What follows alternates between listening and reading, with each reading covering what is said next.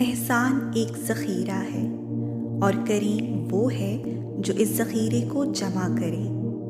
جو شخص سردار ہو کر لوگوں پر انعام و اکرام کرتا ہے وہ بلا شبہ اپنی سیاست اور سرداری کا حق ادا کرتا ہے۔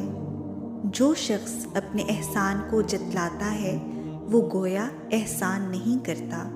جو شخص برے لوگوں کے ساتھ احسان کرتا ہے وہ خود ان کے شر سے بھی سلامت نہیں رہتا۔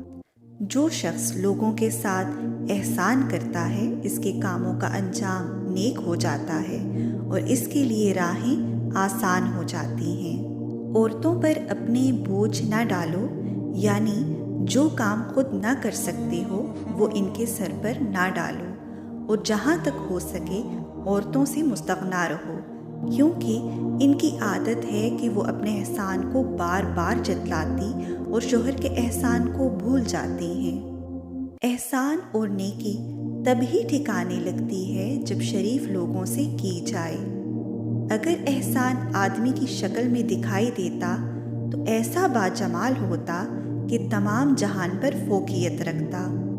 جو لوگ احسان کے لائق ہوں ان سے احسان کیے جاؤ، اس سے تمہارے دشمن ذلیل ہو جائیں گے۔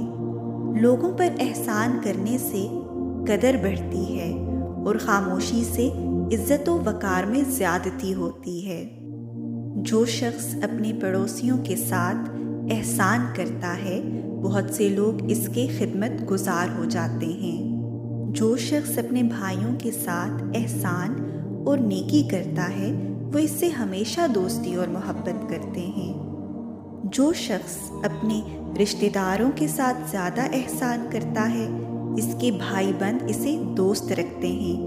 خاموشی کو لازم پکڑ اور تھوڑی سی روزی پر قناعت کر اور اس پر صابر رہ۔